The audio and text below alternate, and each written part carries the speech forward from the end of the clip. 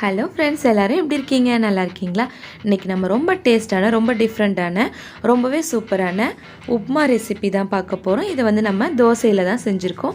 உங்கள் வீட்டில் தோசை மீந்து போயிடுச்சுன்னா இந்த மாதிரி நீங்கள் செய்யுங்க, சூப்பராகவே இருக்கும் டேஸ்ட்டு. வாங்க இப்போ இந்த தோசை உப்புமா நம்ம எப்படி செய்யறதுன்னு வீடியோக்குள்ளே போயிட்டு பார்க்கலாம்.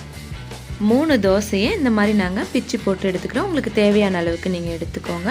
வெங்காயம் 1 மட்டும் நீளமாக கட் பண்ணிக்கலாம். கருவேப்பிலை கொஞ்சமாக, பீன்ஸ் இந்த மாதிரி குட்டி குட்டியாக கட் பண்ணிக்கோங்க. ஒரு கைப்பிடி அளவுக்கு. கேரட்டும் இந்த மாதிரி குட்டியாக கட் பண்ணிக்கலாம்.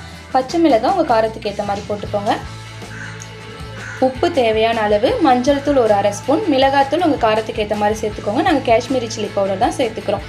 கரம் மசாலா ஒரு 1/2 ஸ்பூன் சேர்த்துக்கலாம். பெருங்காயத்தூள் கொஞ்சமாக. அடுப்பு ஆன் பண்ணி ஒரு வானல் வச்சுக்கலாம். அதில் ஒரு 2 ஸ்பூன் அளவுக்கு ஆயில் சேர்த்துக்கலாம். ஆயில் ஹீட் ஆனதுக்கப்புறமா கடுகு சேர்த்துக்கலாம். கடுகு நல்லா இந்த மாதிரி பொரிஞ்சதுக்கு அப்புறமா கடலைப்பருப்பு போட்டுக்கலாம். கடலைப்பருப்பு கலர் மாறினதுக்கு அப்புறமா சீரகம் சேர்த்துக்கலாம். சீரகம் பொரிஞ்சு வர இந்த டைமில் வெங்காயமும் கருவேப்பிலையும் தோசையில் இந்த மாதிரி நல்லா பிச்சு போட்டுக்கோங்க.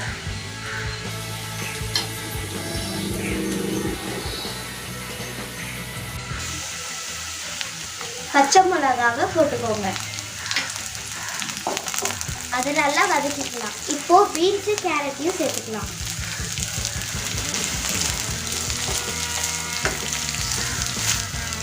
இந்த மாதிரி எண்ணெயிலே நல்லா காயெல்லாம் வதங்கினதுக்கு அப்புறமா இது கூட நம்ம மசாலா எல்லாத்தையுமே சேர்த்துக்கலாம்.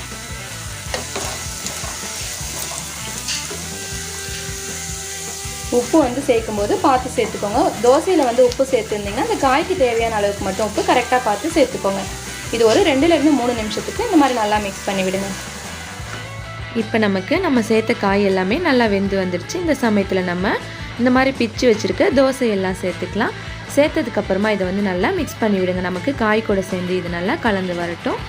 நல்லா அந்த மாதிரி மிக்ஸ் பண்ணதுக்கப்புறமா இதில் ஒரு அரை எலுமிச்சம்பழத்தை மட்டும் பிழிஞ்சு விட்டுக்கலாம். ஃப்ளேவர் நமக்கு சூப்பராக இருக்கும். உங்களுக்கு இது ரொம்ப ட்ரையாக இருக்க மாதிரி இருந்துச்சுன்னா லைட்டாக மட்டும் இதில் தண்ணி தெளிச்சுக்கோங்க. ஒரு 2லேருந்து 3 ஸ்பூன் அளவுக்கு தண்ணியை நல்லா தெளித்து விட்டிங்கன்னா உங்களுக்கு நல்லாவே இருக்கும். லெமன் ஜூஸ் சேர்த்ததுக்கப்புறமா இதை நல்லா மிக்ஸ் பண்ணி விட்டுட்டு நம்ம சாப்பிட்லாம். இதில் லாஸ்ட்டாக நீங்கள் கொத்தமல்லி இலை போட்டுக்கோங்க. டேஸ்ட் சூப்பராக இருக்கும். அவ்வளோதான் ஃப்ரெண்ட்ஸ், இப்போ நமக்கு செம்ம டேஸ்ட்டான தோசை உப்புமா ரெடி. நீங்களும் இதே மாதிரி வீட்டில் செஞ்சு பார்த்துட்டு டேஸ்ட் எப்படி இருந்துச்சுன்னு மறக்காமல் கமெண்ட்ஸில் சொல்லுங்கள்.